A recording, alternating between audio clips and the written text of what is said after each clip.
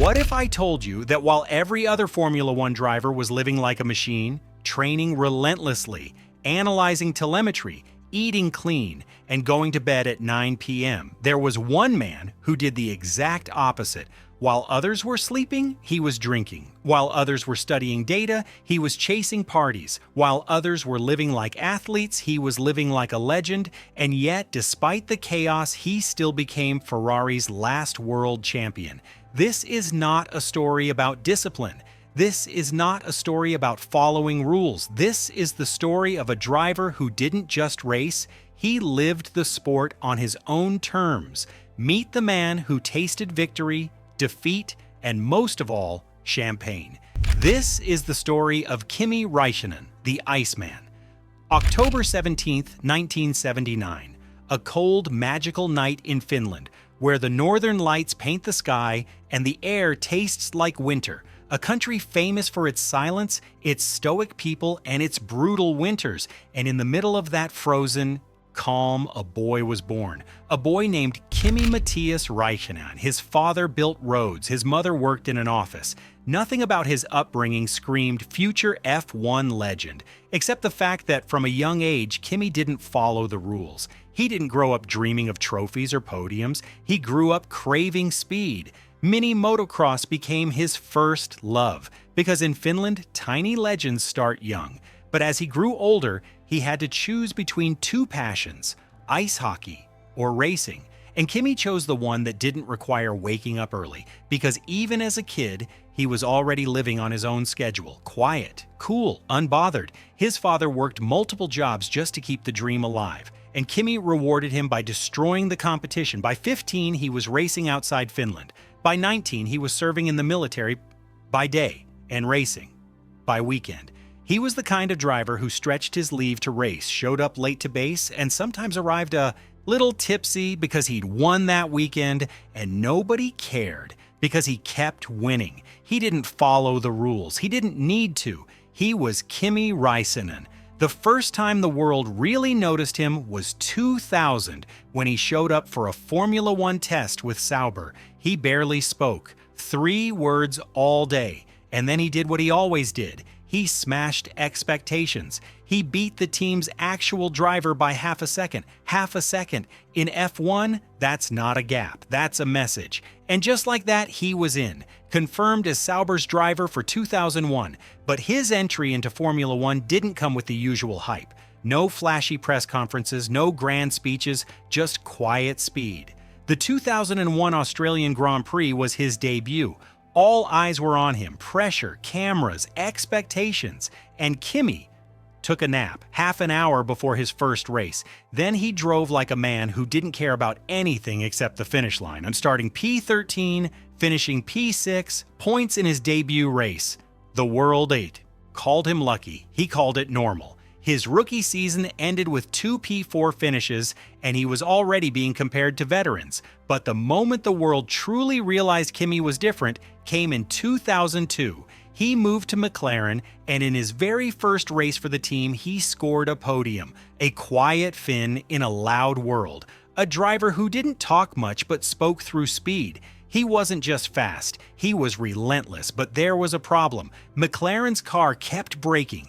And Kimi wasn't the type to hide behind excuses. He didn't blame luck, he blamed preparation, and still, he kept fighting. Then 2003 arrived, and with it the Kimi Räikkönen the world would never forget. 4 podiums in the first 4 races, and then his first win, Malaysia, starting P7, charging through the field, winning by 39 seconds, not by a little, by a margin so huge it felt like he was driving in a different league. That year, he became the only driver who could truly challenge Michael Schumacher's Ferrari dominance. He finished the championship just 2 points behind Schumacher, closer than anyone had come during that era. But while he was proving himself on track, the world was also learning about his off-track life. Because Kimi wasn't just fast, he was a party legend. He earned the nickname Iceman not just because of his deadpan interviews, but because of the way he lived. Emotionless on camera, unstoppable on track, and off track, he partied like there was no tomorrow. Mini CTA1 after intro. If you're enjoying this story, hit subscribe, because this channel drops the kind of motorsport legends you won't hear anywhere else. In 2004, McLaren wasn't just unreliable, it was slow. Kimi had more DNS than most drivers have races, but when the car worked, he reminded everyone why he was feared. Spa 2004, a win so cold and calculated it looked effortless. He took on Michael Schumacher like he was taking a stroll. It wasn't just a victory, it was a statement. Then came 2005, the year Kimi wasn't just racing for wins, he was racing for a title. He won 7 out of 19 races. He fought with Fernando Alonso, the new threat. He delivered one of the greatest comebacks in F1 history at Suzuka, charging from P7 to the lead, overtaking on the final lap like it was nothing. But the problem wasn't Kimi. It was the car. Mechanical failures kept stripping victories away like a thief in the night. And in 2006, the car failed him again, so he became legendary in a different way. Monaco, 2006. His car caught fire mid-race. Most drivers would rush to the pits. Kimi? He went to his boat, shirt off, relaxed, unbothered, and yes, legendary. He even missed Schumacher's retirement tribute because he was doing something else. And when he was caught, he didn't apologize. He didn't explain. He simply said, "Will you get over it?" That's Kimi, the man who refused to be controlled. Then Ferrari needed a driver, and like a man walking into a fire with a grin, Kimi jumped into the seat. Red, the color of history, the color of pressure, the color of expectation. The world wondered if Ferrari could handle him. An engineer once warned them, Kimi drives flat out with zero chill. He breaks cars, he burns engines, he doesn't care, and Ferrari had to build him a tank. The first race with Ferrari, and he won just like that, the Iceman in red. But while McLaren was dominating, Kimi stayed calm. He wasn't chasing headlines, he was chasing the championship. He wasn't the loudest driver on the grid, he was the most dangerous. He remained consistent, patient, and always ready to strike. And then came 2007, the season everyone remembers, the title fight, the drama, the heartbreak, Hamilton and Alonso fighting like enemies, Kimi sitting quietly in third, waiting for fate to do what it always does, punish the arrogant. China, Hamilton's tire fails, he crashes, and suddenly the title fight is back on, Kimi wins, and the championship is now wide open. Brazil, the final race, the moment that would define his legacy. Hamilton needs fifth. He's behind. He's struggling. And then in the most dramatic twist of fate, Hamilton's tire fails. He slides down the order and Kimi takes the lead. The dream becomes reality. The Iceman becomes world champion by 1.1. The driver nobody saw coming quietly pulls it off. The calmest man in the most chaotic sport on earth. Mini CTA2, mid-main story. If you're still watching, drop a comment right now with your favorite Kimi Räikkönen moment. And don't forget to smash that like button so we can keep bringing you more stories like this. But what happens after the peak? What happens when the legend reaches the summit and realizes he already got what he wanted? Kimi couldn't keep up with Massa. 2009.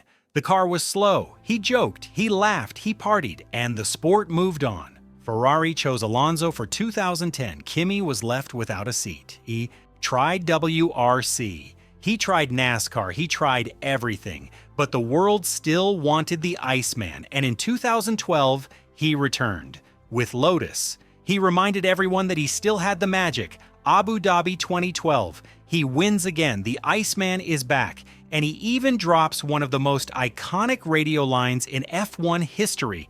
"Leave me alone. I know." He wasn't just a driver. He was a mood, a legend, a rule breaker. He wins in Australia. He parties for 16 days straight in Finland between races. And then he returns hungover and still beats most of the grid. That's Kimi, not a machine, not a disciplined athlete, a human being who lived like he wanted to. Ferrari called him back, red again, but the car wasn't as strong. Still, he delivered. Podiums, moments, laughter, chaos, and in 2018, he won again.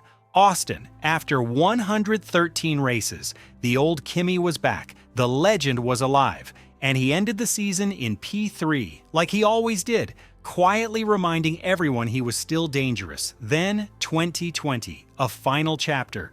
Portugal, he overtook 10 cars on the first lap like he was late for a party. And then, he left, just like he came, quietly, without a goodbye. Outro Kimi Räikkönen raced like a beast, spoke like he didn't want to be there, partied like he had no race the next day, and still delivered. 353 races, 21 wins, 103 podiums, 18 poles, and the last real hero in red. He wasn't just a driver, he was a way of living, a reminder that sometimes the greatest legends aren't the ones who follow the rules, they're the ones who rewrite them. And maybe, just maybe, we could all learn something from Kimi Räikkönen. Not about partying, not about drinking, but about living life on your own terms and still becoming a champion. If you enjoyed this story, you'll probably love the next one. And if you want more legends, more drama, and more of the stories you won't hear anywhere else, because this channel doesn't just tell stories, it brings them to life.